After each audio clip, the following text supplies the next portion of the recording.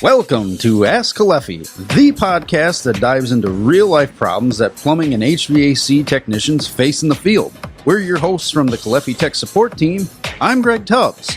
And I'm Dan Furcus. Welcome. We look forward to sharing some stories from our tech calls and using our background and expertise to make your days a little easier.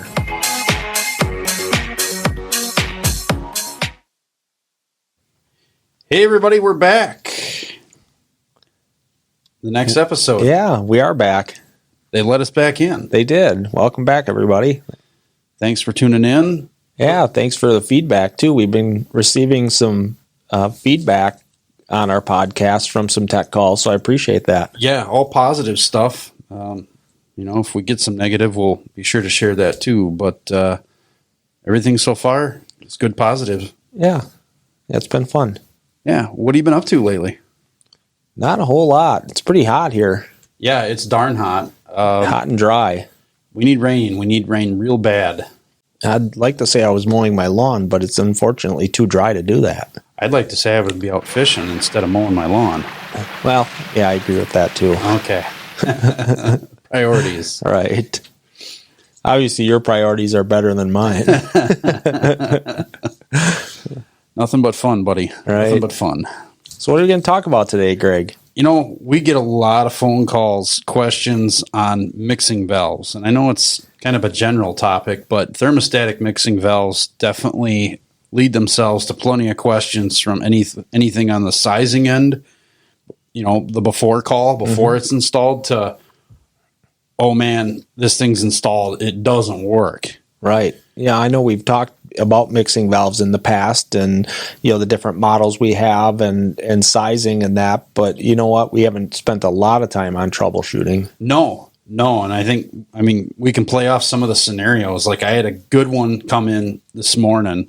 The guy calls me up, says, yeah, I want to use your 520. Okay, cool. Are you using the tank mixer or are you using just the 520 angle mix? Sure. No, I'm just going to use the angle mix body. Okay. The question was, hey, do I need to run balancing valves in the recirc return? And realistically, the reason he asked that is because he read the literature. Right. Thank you. Thank you. Thank you. One of the few that read the literature, read the literature and said, this thing's got 100% close off on it. Right. And it does. Yeah, it absolutely does. The cartridge will close off 100% if it gets too hot. Yeah, it's a really quick reacting cartridge.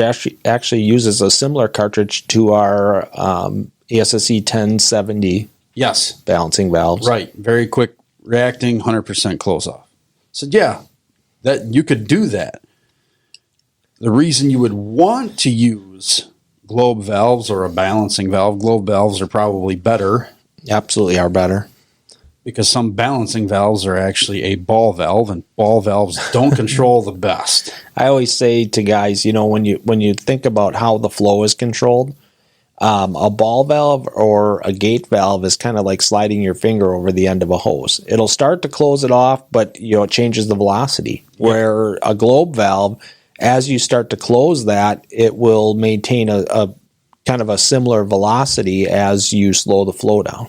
That's a great analogy. It's perfect. So, back on topic. Yeah. Love it. You don't need necessarily to have a balancing valve or a globe valve in the recirc returns going back to the tank and to the cold inlet of the mixing valve, the cold feed of the mixing valve. Right. Because of that cartridge being able to close off. Once that system starts to creep, and it's because of the more... It's because the hot can't close off 100%. Right. It can't. But if the system were to start to creep, what's causing that is the path of least resistance. Right. Going back into the tank. Is it going to take the small line going back into the cold feed of the mixing valve? Or is it going to take that wide open space to the tank? Oh, it's going to drive through the tank first. I mean, there's more restriction at that cold side of that mixing valve, so that pump is going to push through the tank. And, a product like our 521, where it can't close off the hot 100%. Right. It's going to drive that elevated tank temperature through the hot side of the valve and raise your hot water temperature to the fixtures, which is what we call creep. Exactly. But you're right, that 520 won't do that. No, because that cartridge is going to pinch off, close it completely, and then it's just going to pump water through the area where it can flow, right? Which will be that cold inlet side, and continue to do what it needs to maintain a nice mixed recirc line. Yep, exactly. Yeah, I had one actually yesterday. It was a good call. It was a guy with a 521 mixing valve. Okay. And he was looking to install that with a tankless water heater. Oh, boy. Yeah, so he had not read the instructions. No, and it says right in the instructions for the 521, really not recommended for that installation. Now, are they installed that way? Sure. There's thousands of them installed that way out there. They're working because there's maybe some other things that have been done to the system, and we'll dive into that. Right. Yeah, but if you read the instructions on that model, it says it's designed to be used with a system with storage. So storage means a tank style water heater or indirect style water heater. That's what that 521 model is going to work best with. Something with really good laminar flow, very even keeled. Right. No drops going through it. Not like a combi coil or a tankless water heater where there's a big drop going through that coil. Yeah, you have a pressure drop, and then you also have a lot of turbulence in that flow, and that reacts how that cartridge can measure and react. Right. It kind of bobbles around in there. It does.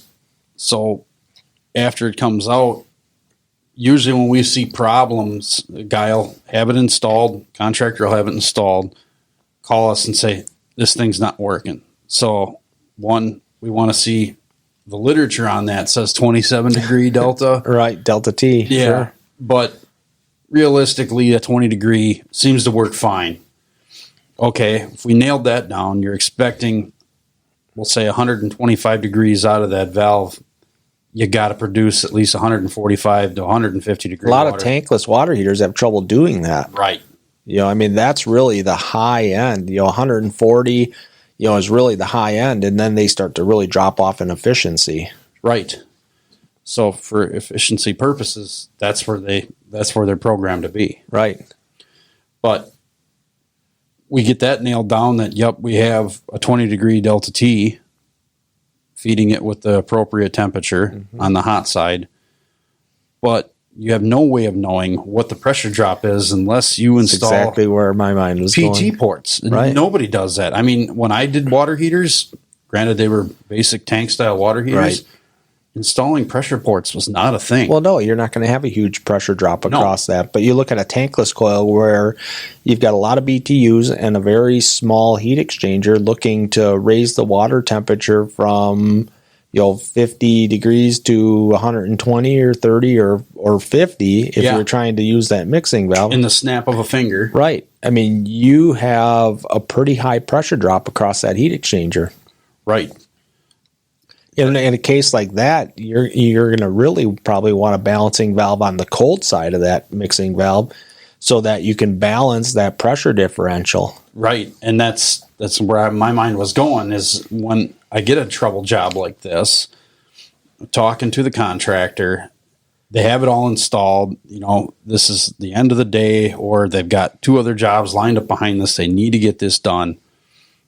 What can I do to fix this? Do I got to tear this thing out? I really don't want to tear this thing out because it's supposed to be in here. Right. What do I do? Well, there's got to be a problem with that 2-to-1 ratio, that 2-to-1 pressure ratio, right. Hot to cold or cold to hot. Sure. Meaning the example of, hey, we're feeding the system coming into the house with 50 pounds of pressure. We'll just use that as a nice even number. Sure. By the time you feed the valve, you tee off and feed the valve is getting 150 50 psi. Yep. 50 psi. All right. Of cold water pressure to it on the cold inlet right. side of the mixing valve. Then you're feeding the tankless or combi coil or whatever it is. Yeah, you're hitting that pressure drop. Yep. That's your pressure drop with 50. You have no way of knowing unless you test the pressure coming out, which would be feeding the hot inlet side of that mixing valve. But say we're down, you take a measurement and it's 20 psi. Right. feeding that hot inlet side of the valve out of your You're coil. outside your differential. You're outside your differential. That cold pressure is going to win over the hot, right?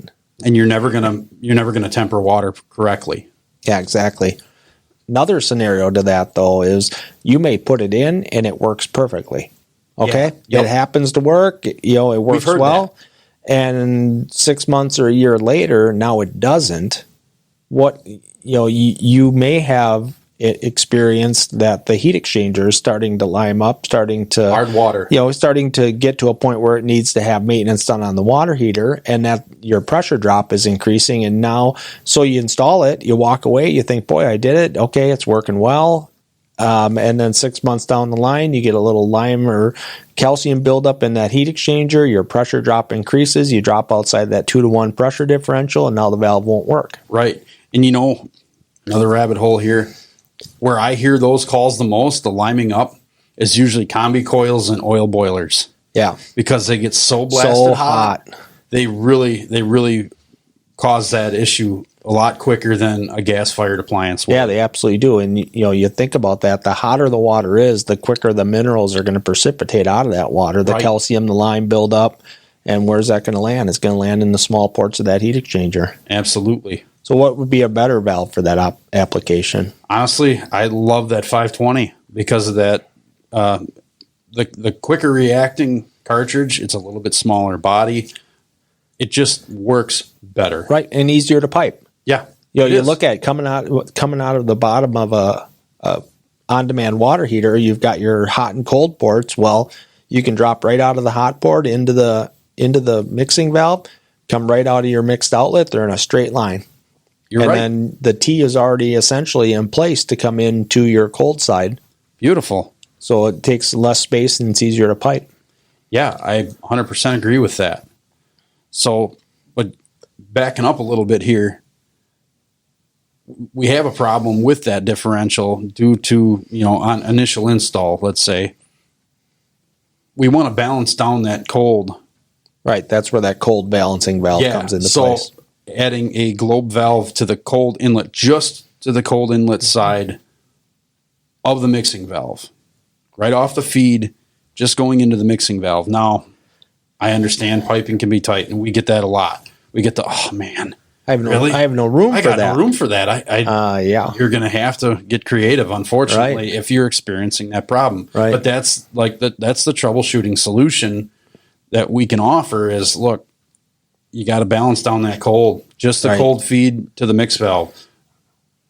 I've had guys maybe not quite understand that because they ran out of room for piping. So then they just throw the globe valve in, and not only do they choke down the cold flow through the mix valve, they also do it through the heat exchanger. Then I get a call back an hour later. Yep. It's still not working. Right, because you maintained your differential. Right. So you just choke the pressure off to both sides instead of just one. Right. So got to just trim down the cold feed of the mixing valve only. That's all you're doing to change that 2-to-1 ratio back. Right. What other questions? The other thing, again, we kind of talk about it anytime we talk about mixing valves is knowing your minimum flow rates. Yeah. And in a smaller system, it's not usually a problem, right? No. And that's where, like the 520 or 521, it's not a problem. I mean, the 521 has a 1 gallon per minute minimum flow rate. The 520, we have two body sizes. We have the smaller 1/2 or 3/4 inch model, which has a 0.5 minimum, 0.5 GPM minimum flow rate. And then we have the larger 3.5 CV body, which I really like. Yeah.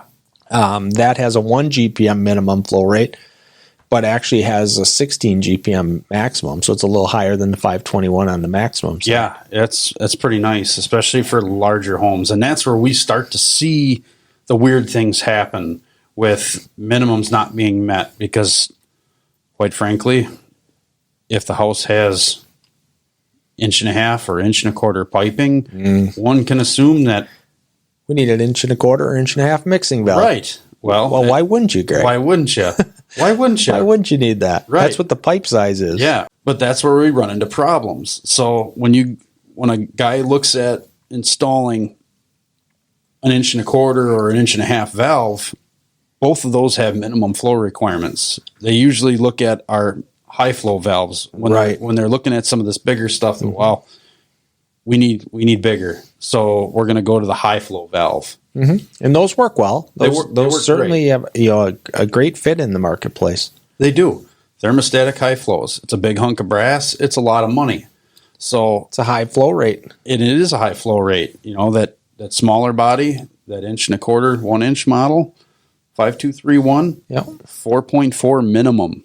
That's 4.4 gallons per minute minimum flow requirement for that guy to mix properly. Right. Yeah, and that's where having a recirc line is a necessity. It is. That's what's going to make up your minimum, and that recirc needs to work anytime there's the demand on the system. Sure. I always tell guys, run the recirc line continuously. Run that pump continuously. We have variable speed pumps. Go with that. Right. And then you step into the larger body, 1.5 inch and a 2 inch. That's an 8.8 minute. Right. 8.8 gallons per minute minimum flow requirement. That's a big recirc. Yeah. So usually when we're getting calls and the valve is hunting, it's not maintaining, it's not performing, it's usually during a low flow application without a recirc line. Right. And I hate to say it, but retirement homes, old folks' homes are the biggest offenders. A guy will go in there, replace another brand of mixing valve, or the building never had one, and then they got inspected, and we need to put one in. Right. They go off pipe size. It was never built initially years ago with a recirc. Right. They throw it in. Maybe it works, maybe it doesn't. We get a call a month or so later. Hey, this thing used to work and now it doesn't. Right.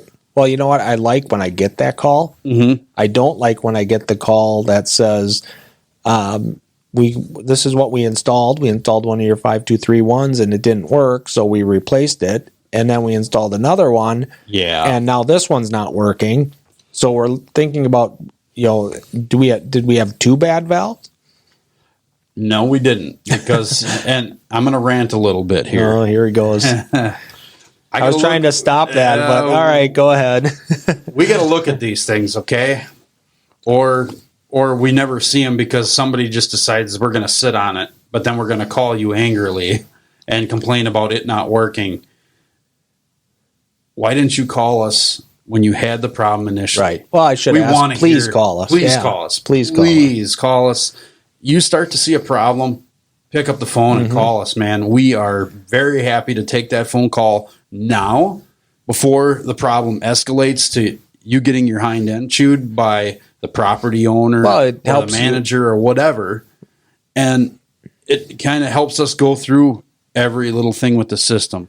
Right, and in the end, it'll save you money on a job because it will. You're going to buy one, put it in, it's not going to work. You're going to go buy another one, and you're going to want to warranty it, put it in. That one's not going to work. So in that case, you've now made a couple of trips there and still haven't corrected your problem. And now you finally call, and we're going back. Now we're coming up with a solution, and you're going back to fix it, which is further costing you money. So right, and then in the end, we get this valve back, go to test it, we test it. And it works. Right. Because we put the minimum flow to it and all is working. Then I got to deny your warranty, which we don't want to do. Yeah, we don't like doing that. We don't like doing that. We want to help you out. Absolutely. But at the same, what's fair? Right. Well, that's where, hey. And we want you guys to look good. Yeah, and we want everyone to be successful. Yeah, we want everybody to be successful. We want you to save face with the customer and look good with your customer. Right.